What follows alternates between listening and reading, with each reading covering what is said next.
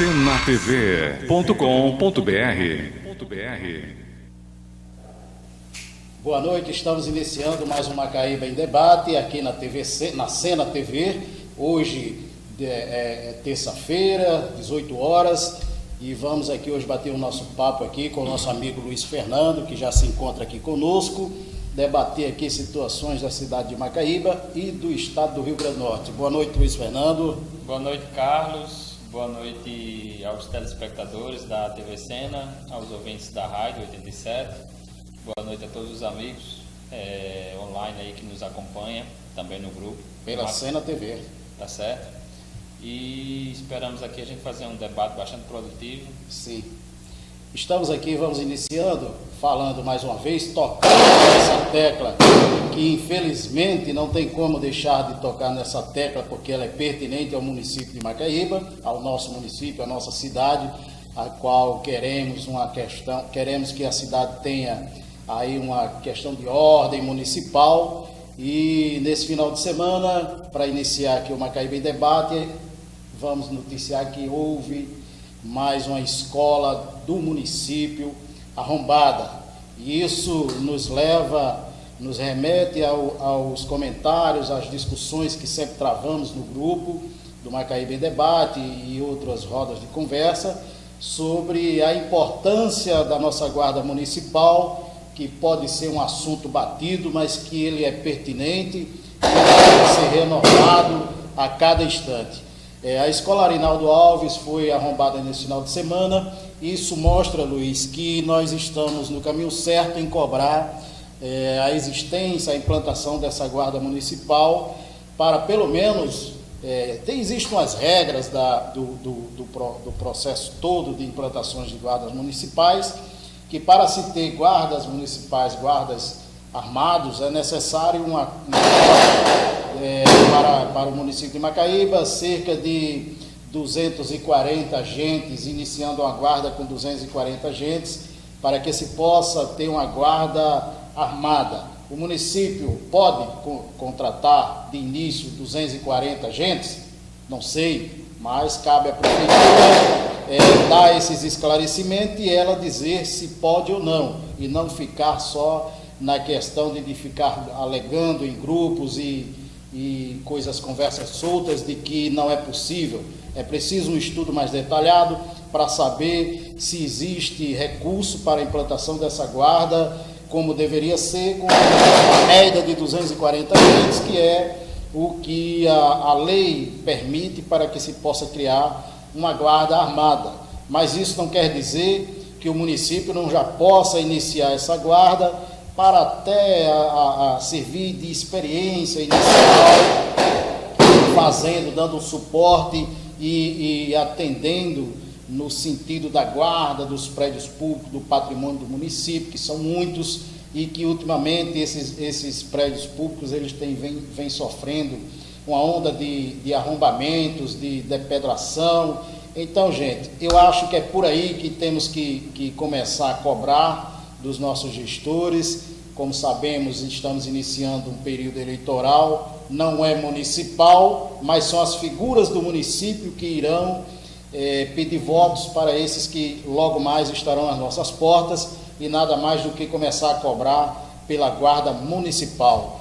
Nós temos debatido muito sobre isso, né, Luiz? Carlos, é uma questão que não dá mais para postergar.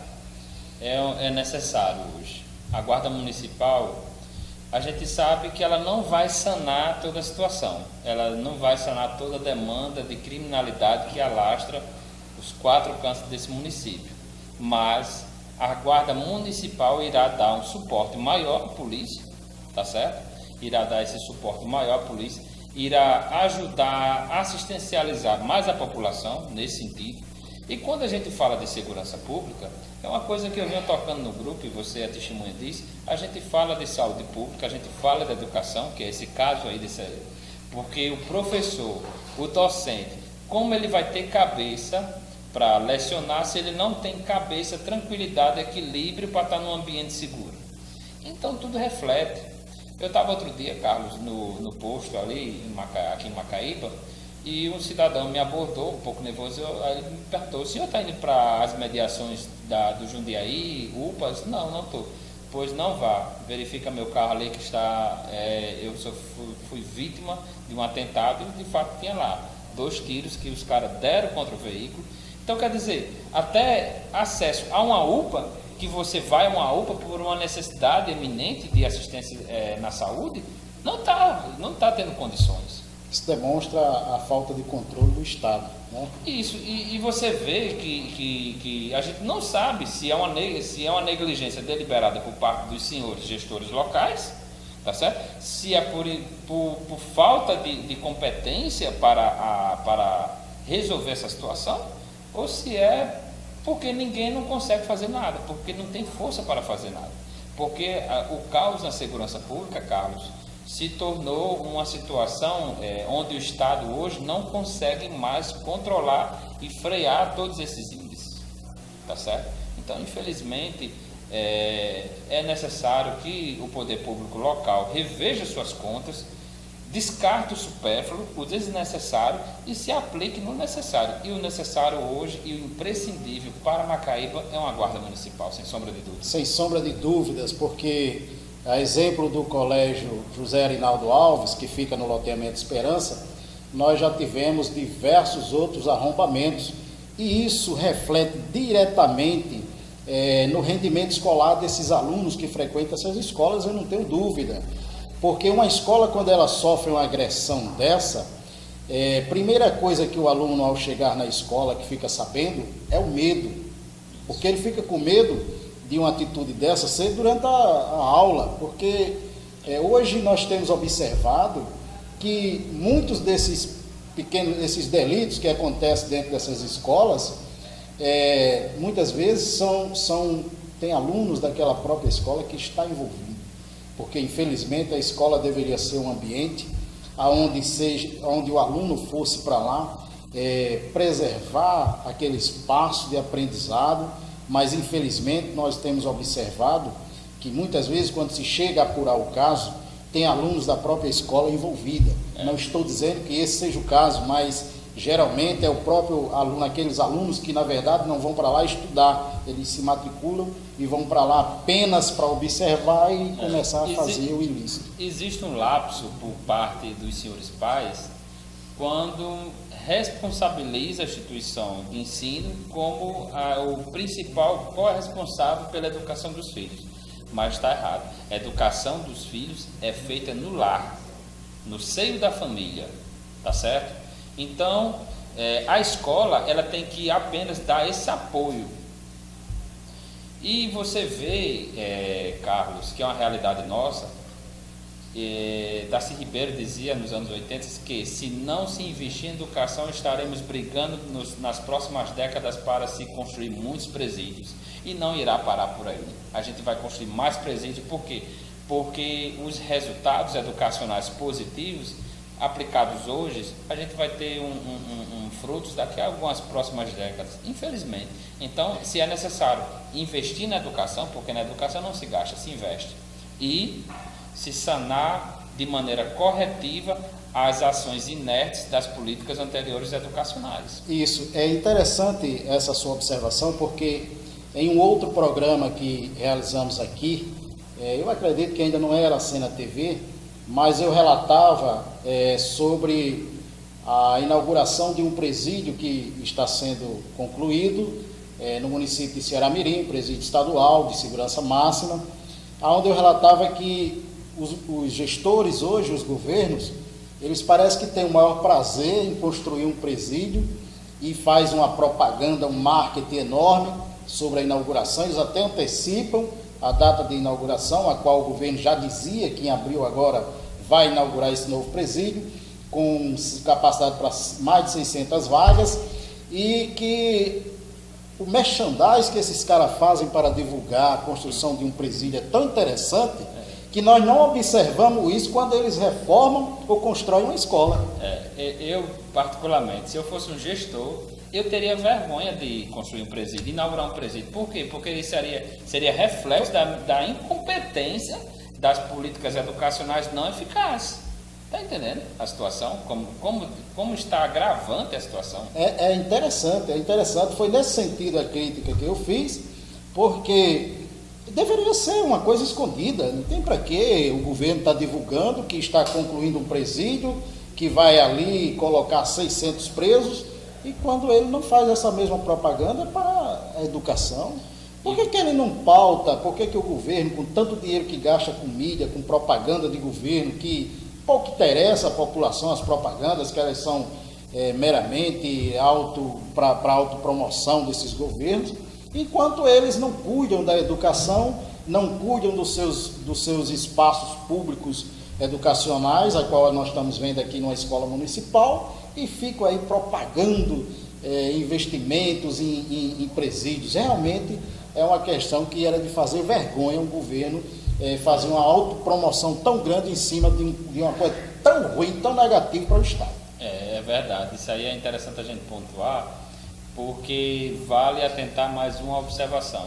O governo faz todo esse marketing em relação à questão dos presídios, mas o governo não expõe que dentro do presídio quem manda é todos menos o governo. Exato. E sim as facções que estão implementadas, não só nos presídios, mas em todos os segmentos da sociedade, a gente sabe disso. Exato. Recebemos agora de uma das nossas telespectadoras uma pergunta. Ela pergunta, é Maria, lá do bairro das Campinas, e como nós estamos falando sobre educação, ela pergunta: a educação de Macaíba, na opinião de vocês, está boa?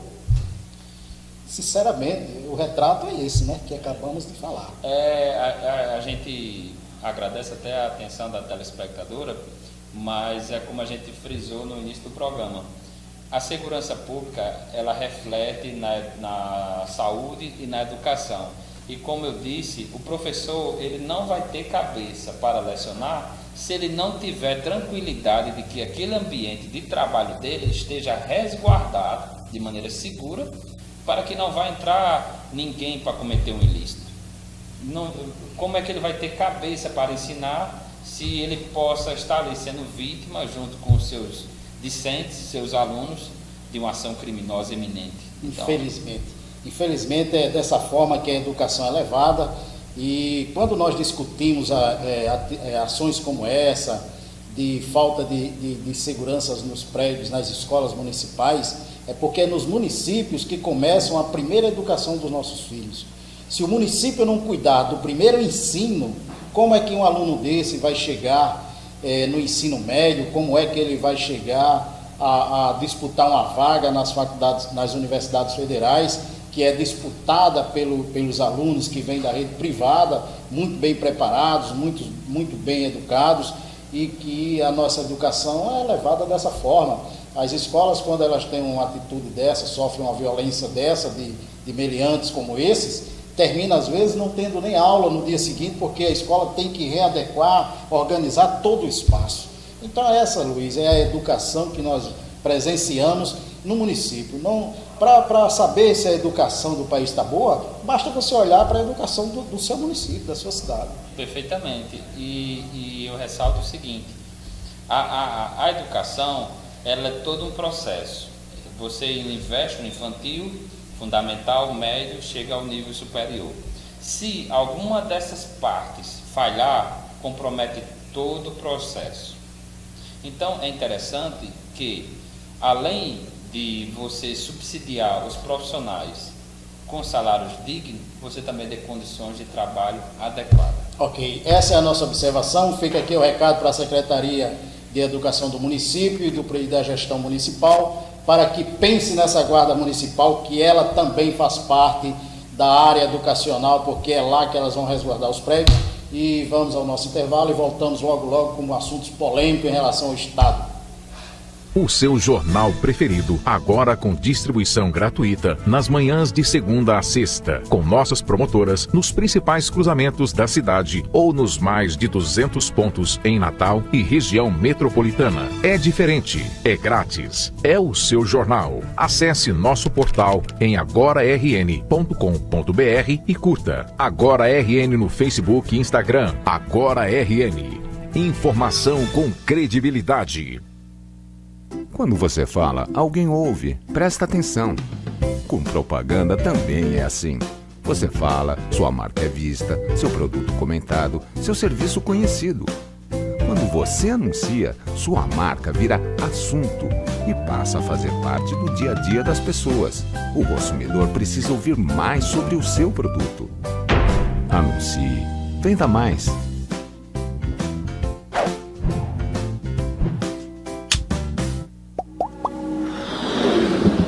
Conecte Telecom, o seu provedor de internet.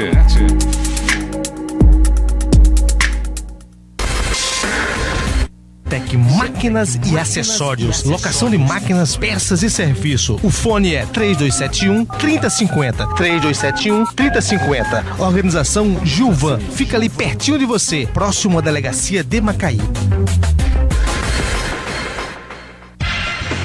E atenção, proprietário de caminhões, caminhonetes e Fiat Uno. A GM Molas dispõe de serviços em suspensão e freios em geral, com mecânicos especializados. A GM Molas cobre qualquer orçamento e aceita-se cartões Visa, Mastercard e Hipercar. Fone Zap 999 80 80 77. GM Molas Macaíba, RN 160, próximo ao Parque São José. Uma organização Geraldo Mola.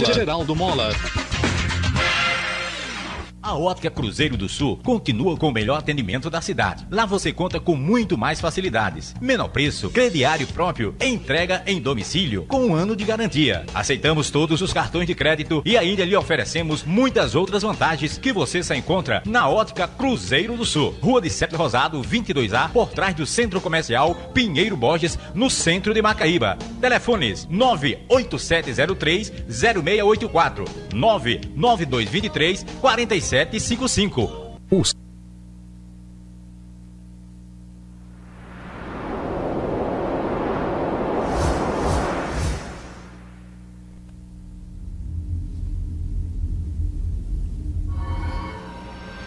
senatv.com.br.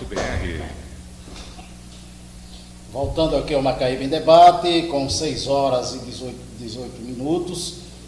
Vamos agora tocar no assunto, gente, que foi muito amplamente divulgado essa semana, principalmente domingo no Fantástico, e de lá para cá esse assunto tem se tornado uma onda dentro do Estado, nas rodas de conversa, nos blogs, nos sites, nos jornais impressos e nos jornais televisivos.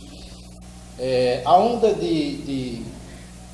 o que vem acontecendo, essa onda de corrupções, a quais nós pensamos que ela fica na esfera federal, porque às vezes no município, no estado é discutido com menor proporção, mas que é muito complicado porque ela é referente ao nosso estado. Por exemplo, temos aí essa onda de corrupções que se deu no IDEMA, e é um longo tempo, porque o IDEMA vem sendo saqueado por figuras da política local desde 2010, e se brincar parece que desde 2008 já existia pequenos delitos, já que se denunciava e se avolumou, se chegou no patamar que chegou, envolvendo a família inteira, envolvendo a Rita da Mercedes, envolvendo seus 2 filhos.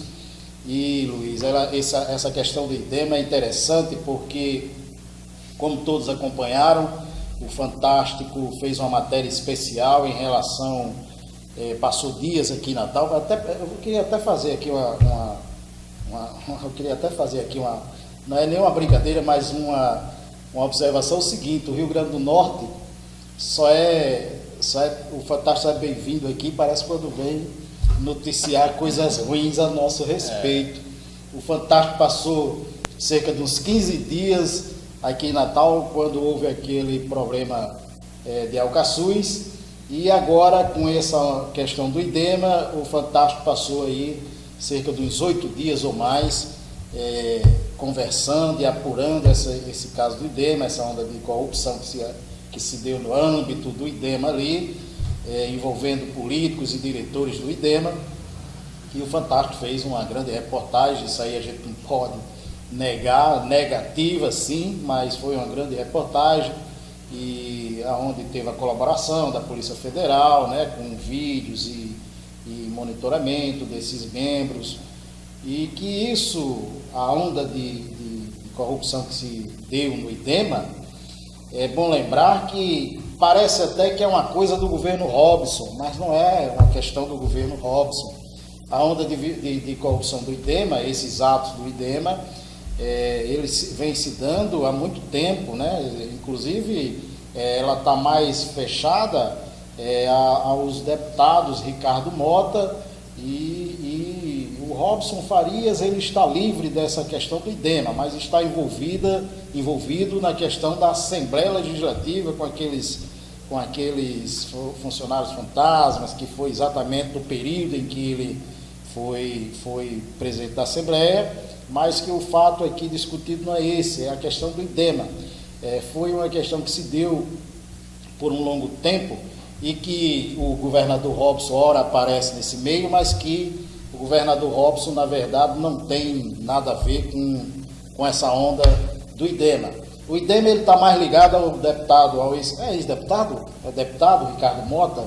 Não dá para avaliar, é deputado, não perdeu o mandato, né? Está só afastado.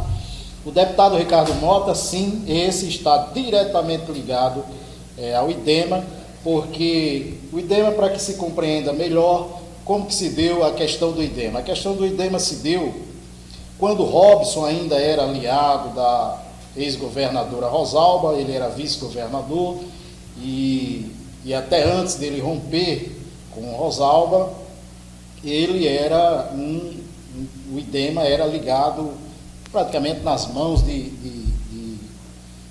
Robson Farias, mas com o desligamento dele, e até então não existia nenhuma denúncia dessas maracutaias que se deu lá. Mas depois do rompimento do atual governador Robson, na época vice-governador de Rosalba, o IDEMA passou a ser uma peça de negociação de Ricardo Mota.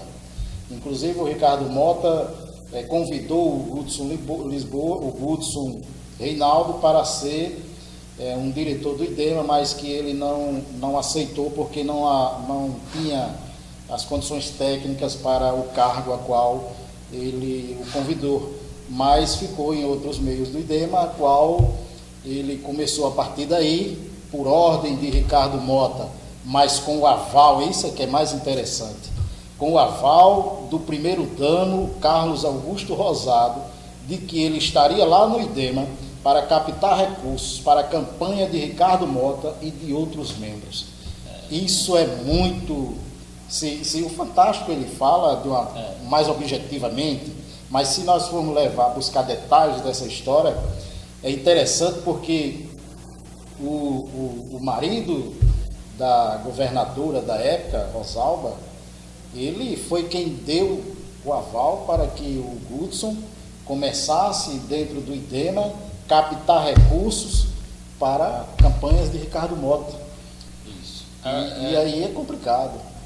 Carlos, é um pouco constrangedor, às vezes a gente tratar de algumas coisas, e eu costumo dizer que o estado do Rio Grande do Norte, ele é o estado privilegiado e azarado ao mesmo tempo.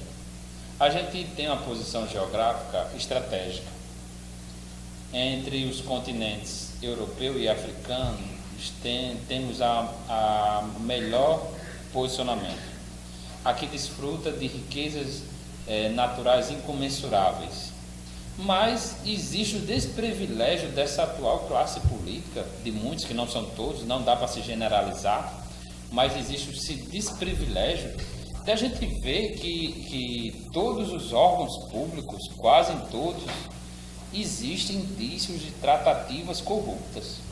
Muito complicado. Está entendendo? E às vezes as pessoas perguntam, poxa, você defende a bandeira da privatização. O ideal era que não se fosse privatizado nada. O ideal era que o patrimônio do povo continuasse do povo. Mas as empresas, elas são loteadas através de interesses políticos e os interesses técnicos ficam em último lugar.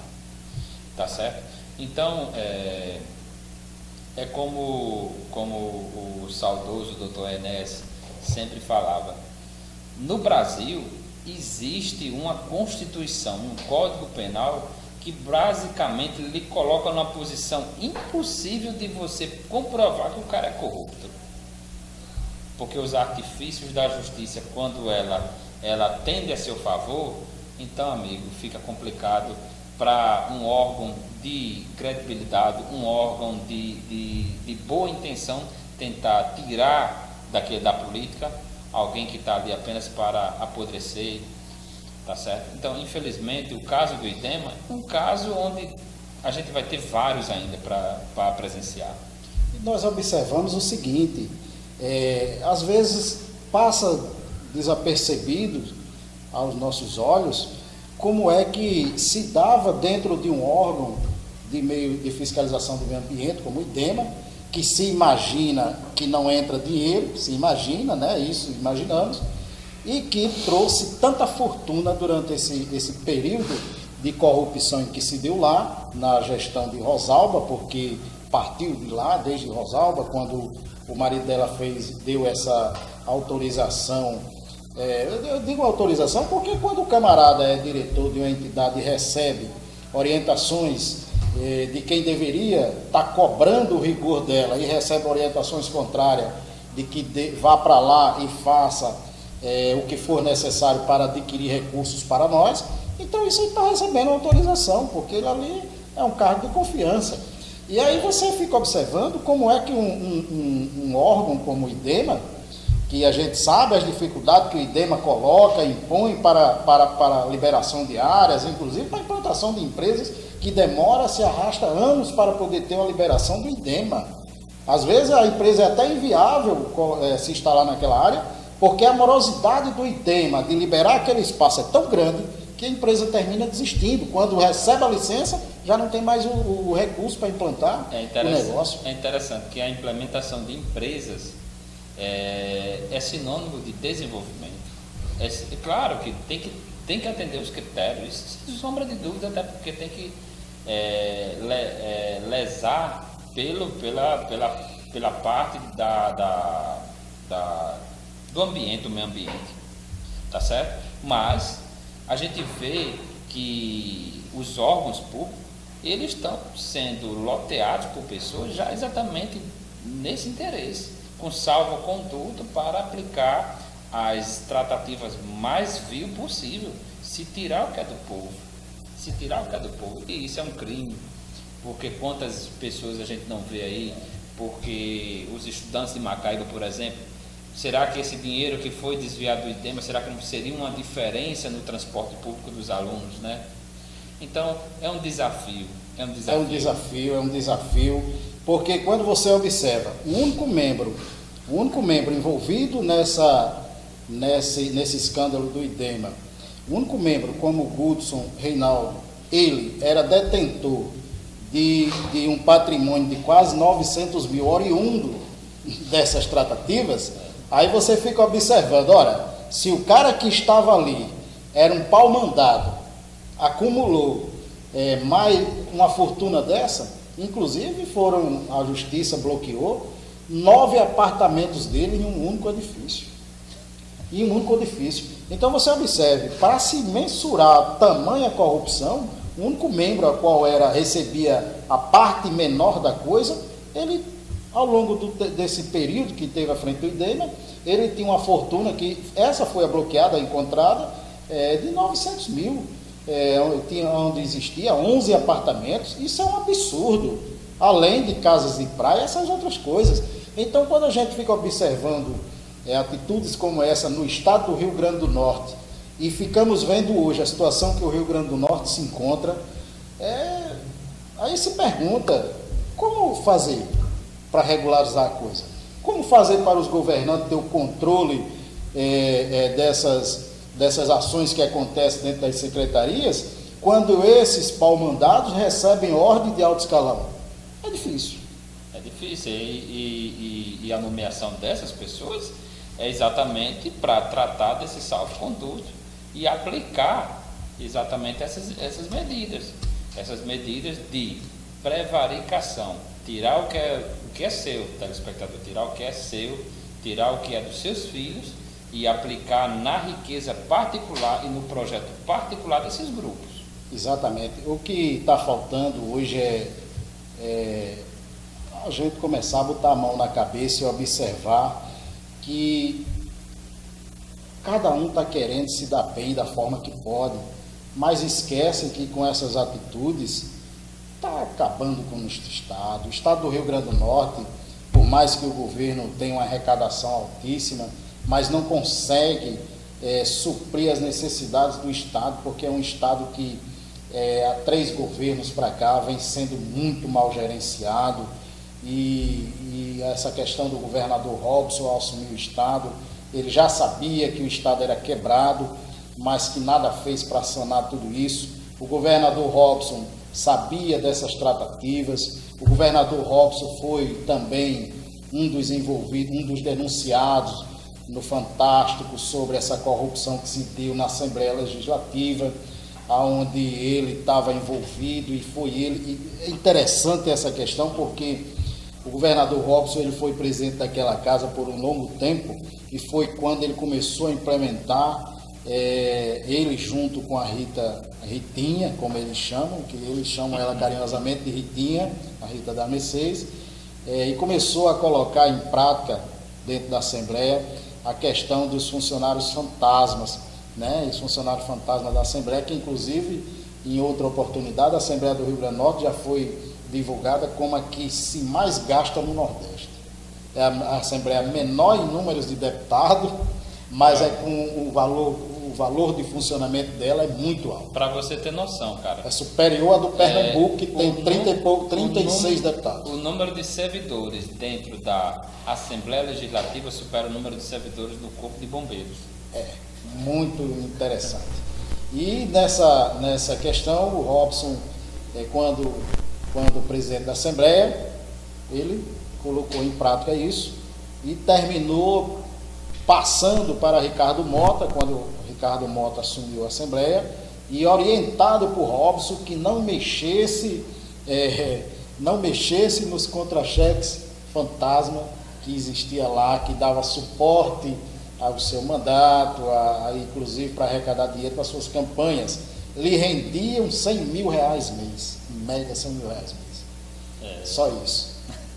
Aí como é que vamos moralizar a coisa se o governador, que saiu às ruas prometendo transparência no seu governo, prometendo honestidade, se comprometendo diretamente com a população do Rio Grande do Norte, que faria um governo técnico, um governo transparente, um governo honesto, de mãos limpas, e aí vem uma bomba dessa, estoura no governador, e lembrando que o governador Robson, ele ao passar para Ricardo Mota essa missão de continuar com os cheques, os contra-cheques fantasmas, o Ricardo Mota assumiu de imediato, porque ali é uma mão lavando a outra, e você observa que, infelizmente, o governador está aí, vai terminar o seu mandato, mas que já era uma preocupação do governador Robson antes das eleições,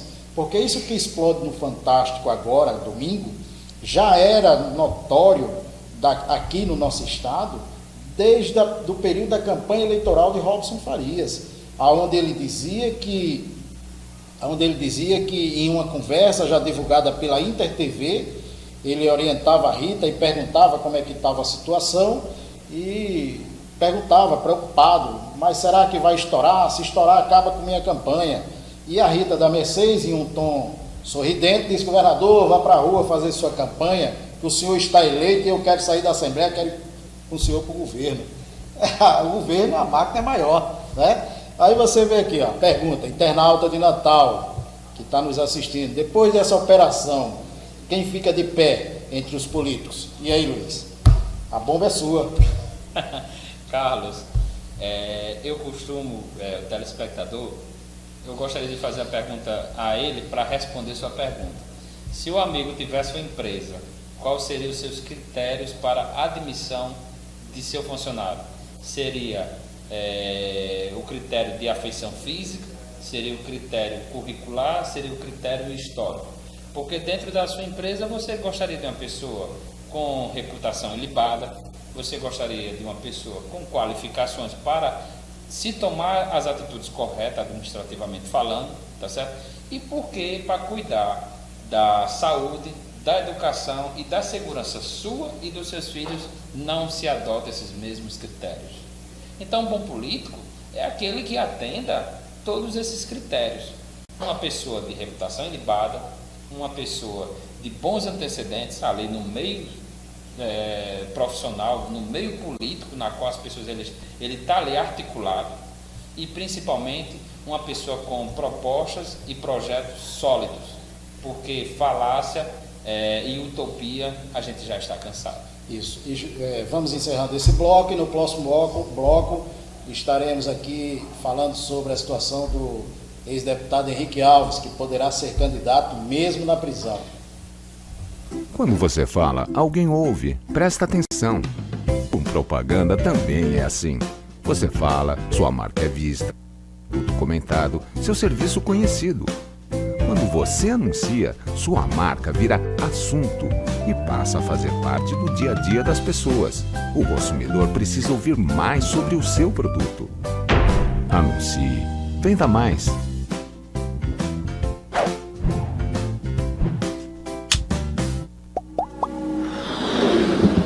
Conecte Telecom, o seu provedor de internet.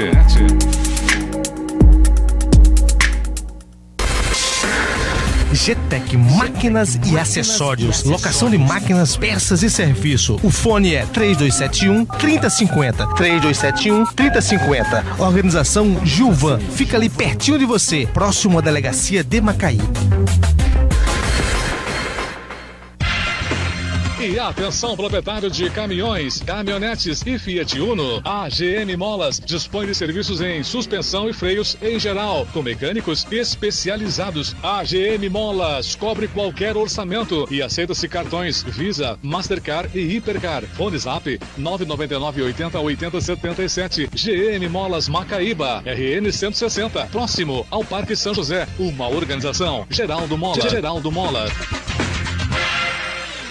A Ótica Cruzeiro do Sul continua com o melhor atendimento da cidade. Lá você conta com muito mais facilidades. Menor preço, crediário próprio, entrega em domicílio, com 1 ano de garantia. Aceitamos todos os cartões de crédito e ainda lhe oferecemos muitas outras vantagens que você só encontra na Ótica Cruzeiro do Sul. Rua de Sete Rosado, 22A, por trás do Centro Comercial Pinheiro Borges, no centro de Macaíba. Telefones 98703-0684, 99223-4755. O seu jornal preferido, agora com distribuição gratuita nas manhãs de segunda a sexta, com nossas promotoras nos principais cruzamentos da cidade ou nos mais de 200 pontos em Natal e região metropolitana. É diferente, é grátis, é o seu jornal. Acesse nosso portal em agorarn.com.br e curta Agora RN no Facebook e Instagram. Agora RN. Informação com credibilidade.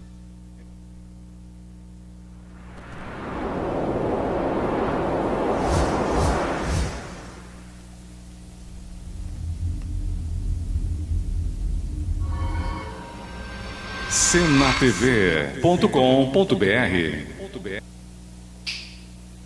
Voltando aqui ao Macaíba Debate, com 18 horas e 39 minutos.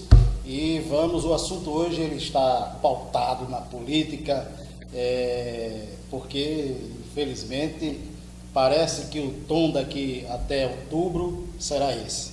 A política ela vai ser discutida cada vez mais e o nosso programa ele tem essa função de discutir aqui política e educação, saúde, mas o foco da política ele é maior, porque é o dia a dia, a política é que movimenta tudo isso. Luiz, essa semana o STF torna Romero Jucá réu, né, na investigação da Odebrecht por desvios envolvidos nesse esquema de corrupção. Infelizmente, como eu tenho defendido, de que a Operação Lava Jato ela deve ser uma operação abrangente e de que não fique em um único membro e tornando esse como o maior vilão da corrupção, porque esse meio de corrupção no Brasil, ele tem figuras muito importantes que tramam nos bastidores e que às vezes, nesse momento nós estamos vivendo a justiça está voltada para o ex-presidente Lula, porque era o chefe de Estado, era o chefe maior e teria uma responsabilidade muito maior na apuração desses fatos relacionados à corrupção envolvendo a Petrobras principalmente, porque é nesse meio onde se deu todos os atos maiores de corrupções, mas que dentro desse meio tem outras figuras muito importantes que faz parte do nosso Congresso brasileiro, e a qual eu sempre tenho dito que não adianta nós discutirmos presidentes e não discutirmos logo o nosso Congresso, porque o Congresso ele é um cesto de maçã podre, a qual todos estão contaminados, e que se não resolver esse cesto de maçã, não adianta tentar resolver o Executivo, porque o Executivo é um e o Congresso, a Câmara dos Deputados são 513. E são esses caras lá que mandam no Brasil, que fazem com que o governo avance ou não. Se eles quiserem, eles travam o governo. Se eles comungarem, se o governo comungarem das mesmas prerrogativas deles, eles deixam o governo andar, porque o governo andando cai mais no bolso deles. E isso tem sido, Luiz, uma cobrança da população brasileira de que a Operação Lava Jato avance, mas a Operação Lava Jato ela já anda dando sinais, inclusive algumas declarações, inclusive do próprio juiz Sérgio Moro, de que a Operação Lava Jato já tem um fim visualizado. E essas palavras também foi usada pelo ex-procurador-geral da República, o Rodrigo Janot, de que já visualizava o fim da Lava Jato. Mas não é essa a observação que nós fazemos, porque a cada dia que se passa, mais delatados, e a Operação Lava Jato ela tem muito ainda a se cumprir na questão de justiça, fazer justiça, mostrar à população a que veio a Operação Lava Jato. Se ela veio para penalizar um único partido, um único segmento, ou se ela veio para moralizar a política brasileira. E para ela moralizar a política brasileira, ela tem que começar a atingir esses camaradas que são da elite política, que se escondem nessa questão de da direita política, e que parece que é a direita política, porque nós temos uma ideia de que direita e esquerda, a direita é boa, a esquerda é ruim. E não é nesse sentido, isso é questão de direita e esquerda na política, é uma questão ideológica, mas que tanto na direita como na esquerda tem bandidos e tem homens bons. Embora o Congresso, nós todos os dias acompanhamos aí, estamos vendo o escândalo que se dá dentro do Congresso, mas também no meio de tantos canalhas tem pessoas sinceras, tem pessoas boas lá, e que agora a Operação Lava Jato, depois de tanto a população pedir, o brasileiro exigir, o STF torna Romero Jucá réu. Carlos, é uma situação, eu acredito na Operação Lava Jato no sentido de que os processos que estão sendo tratados na comarca de Curitiba, sob responsabilidade do juiz Moro, acredito que eles tenham tido uma produtividade salutar no que se concerne ao cumprimento da lei e da ordem. Mas o que a gente vê é um STF leniente com toda essa situação. Por quê? As pessoas já, às vezes já me abordaram e me indagaram. Por que o juiz Moro não condena Temer, Aécio, Serra, Jucá, Renan? Por um motivo simples. Todos esses senhores detêm cargos e, através desses cargos, desfrutam da prerrogativa chamada foro privilegiado. Então, o processo dessas pessoas não chega nem na porta da comarca do juiz Moro. Vai diretamente para o STF, que é o Supremo Tribunal Federal. O que é que acontece no STF? A gente vê um ministro como Gilmar Mendes fazendo viagem com o Temer, a gente vê a ministra Carmen Lúcia, agora começa a semana, recebendo Temer no café da manhã. Agora eu pergunto, o que um juiz e um réu querem tratando? É uma coisa de se desconfiar, não só de se desconfiar, de se abrir os olhos do povo. E eu defendo, não que eu defendo, mas eu digo, na minha locução, na minha retórica, de que a gente não vive em democracia. Isso é uma utopia, é um devaneio. Não existe democracia aqui. Existe ditadura da corrupção, onde o principal elemento de monopólio é o sistema financeiro através dos dividendos corruptos. O que significa? Esses caras entram no estatal feito a Petrobras, usurpa as empresas, uma Caixa Econômica, um Correios, pega esse dinheiro, aproveita a submissão, a ausência de conhecimento, de propriedade e acervo da população por falta de políticas educacionais nos tempos passados e submete essas pessoas ao mais necessário, que é a sua sobrevivência. E às vezes é muito fácil chegar para uma pessoa e dizer: não aceito o assistencialismo, mas do outro lado da moeda daquela pessoa necessitando do básico para colocar em modus operandi suas necessidades fundamentais. Então, Carlos, é muito complexo. Por quê? Porque vai da educação, vai do seio da família, vai da corrupção. Através da corrupção vai esse dinheiro e através de tudo isso aqui se transforma um monopólio, onde se torna todos os segmentos legislativo, executivo, judiciário, todos, como eu digo, é como se fosse uma metástase, um câncer. Está tudo contaminado, se é necessário. E no núcleo, qual é o núcleo? É os senhores que hoje trata desses modos operantes. É bem complicado. Quando se fala que a Operação Lava Jato ela tem essa missão de apurar, porque a Operação Lava Jato ela apura todos os atos de corrupções no âmbito da Petrobras. E quando se fala nos envolvidos nesse escândalo da Petrobras, que vem se dando ao longo do tempo, aí cabe essa observação que você fez, em que tem muitos envolvidos que estão aí com foro privilegiado. Isso aí não resta dúvida. Quando chega denúncias, quando chega delações que envolvem figuras da política brasileira como Romero Jucá, como envolve outros políticos, a qual alguns estão na cadeia, como Eduardo Cunha, o Henrique Alves, inclusive, daqui a pouco vamos falar do Henrique Alves. Aí a população quer saber como é que vai se dar, se o cara vai se safrar da Operação Lava Jato porque tem foro privilegiado, ou como é que fica. É bom entender que na justiça, quando nós falamos de foro privilegiado e de justiça comum, a qual o ex-presidente Lula foi agora condenado na primeira instância por juiz Sérgio Moro e na segunda pela quarta turma do TRF4, é bom se entender que as pessoas, quando dizem assim o foro privilegiado, parece que o foro privilegiado vai impedir de ser investigado. E não é isso. Carlos, não é isso. Só um detalhe. O senador Delcídio, por bem menos, perdeu o cargo de senador e foi preso. Aécio Neves.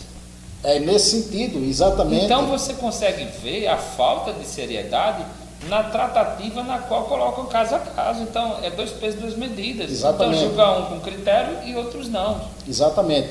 Porque, por que eu faço essa explanação? Por que eu tenho essa visão? E essa visão não é minha, é uma visão de rito jurídico. Porque a justiça comum, ela tem várias instâncias a ser percorrida. E o foro privilegiado não existe. É a última. O foro privilegiado, a investigação de quem tem foro, ela não começa na primeira instância, ela já vai começando e termina na última. Ele já começa no Supremo, então, no STF. Então, se seguisse o curso natural, teria que ser um processo não, mais rápido. Mais rápido. Pela ordem judicial, pela ordem judicial, pela jurisprudência, ela é mais rápida. Porque o cara não tem para onde apelar. O que falta, muitas vezes, você observa por exemplo, nessa ação em que o ex-presidente foi condenado, existia outros vários delatados no meio, que fazia parte da mesma ação, que foram inocentados, mas o Lula foi condenado. E a justiça andou com a celeridade que nunca vimos. Mas o STF, que tem, onde cabe ações como agora abre, torna Romero Jucá réu, o Jucá, ele vai ter aí um longo caminho no STF, porque parece que existe dentro do STF, e isso fica claro porque nós observamos, parece que existe uma passividade desses caras de não colocar figuras como Aécio Neves, que foi bem citado por você aqui agora, e colocar um Romero Jucá, que Romero Jucá foi um dos mais delatados desde então. E até agora, vejam só, depois de ter uma condenação de Lula em 2 tribunais, que Romero Jucá agora que tem se torna réu no STF.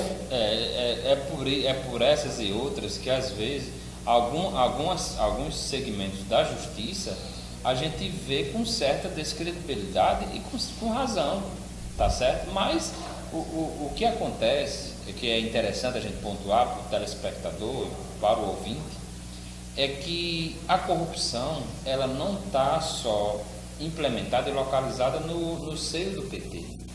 Eu acredito que o ex-presidente Lula, se a gente for pontuar por uma escala de maior corrupto, eu acredito que ele deve estar em 20º ou 30º lugar, porque tem muito mais corrupto do que ele. Mas se as tratativas são feitas de outros modos, se beneficia grupo A e se ataca grupo B, então isso é muito triste e de certa forma a gente fica pensando como moralizar um país onde todos os segmentos desse país está infestado de pessoas. Exatamente.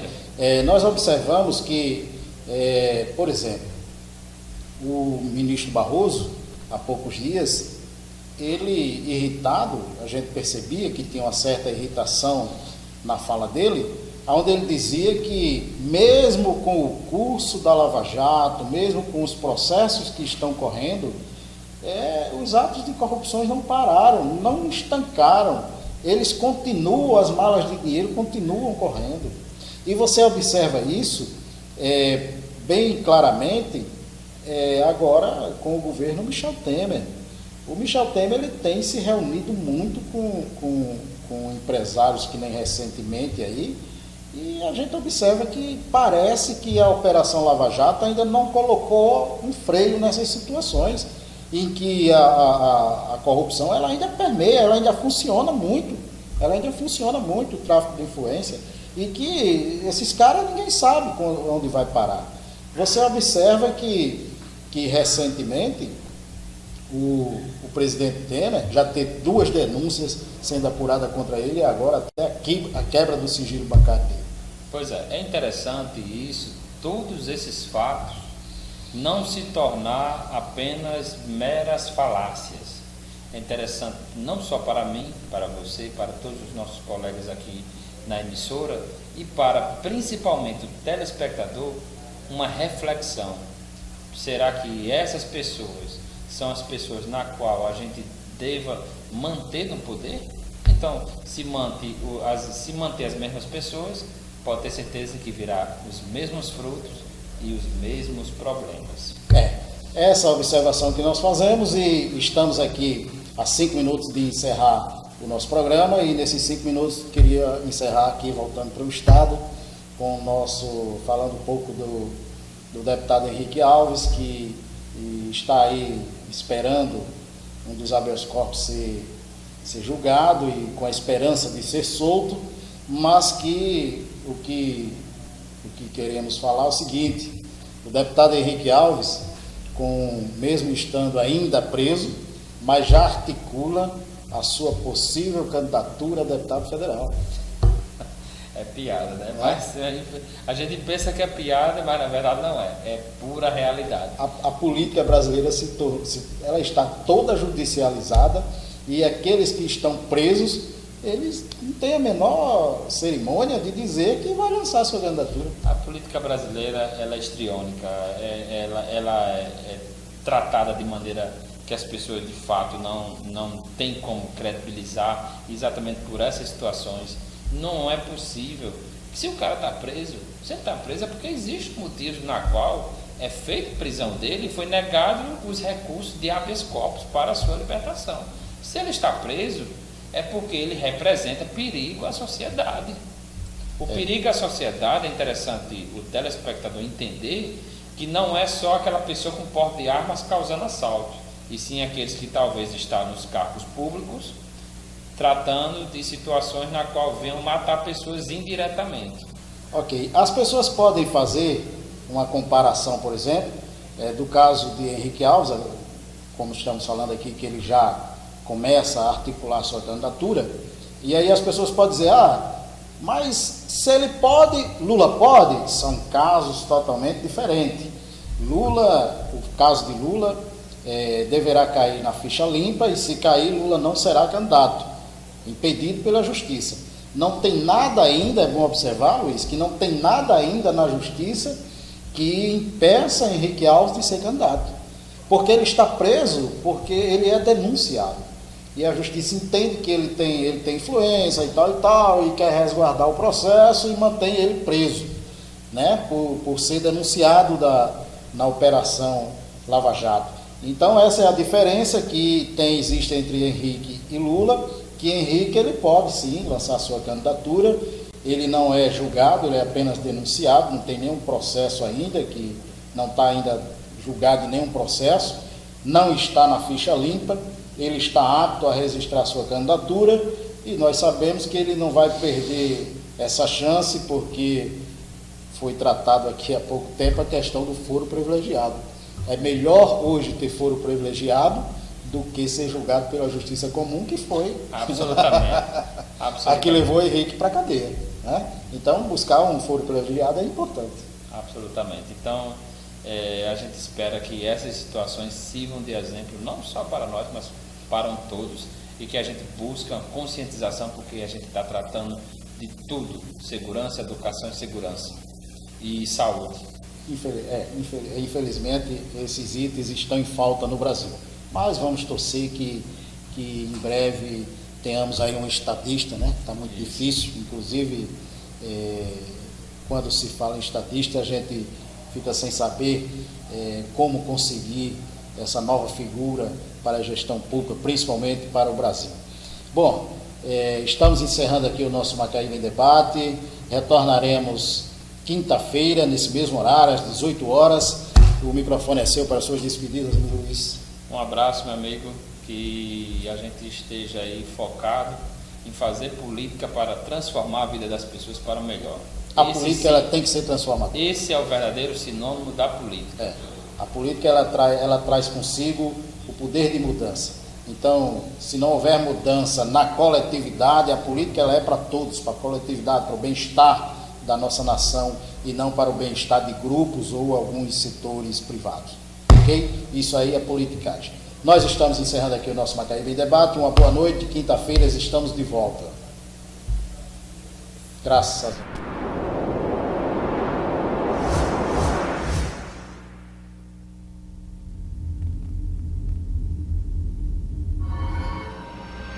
senatv.com.br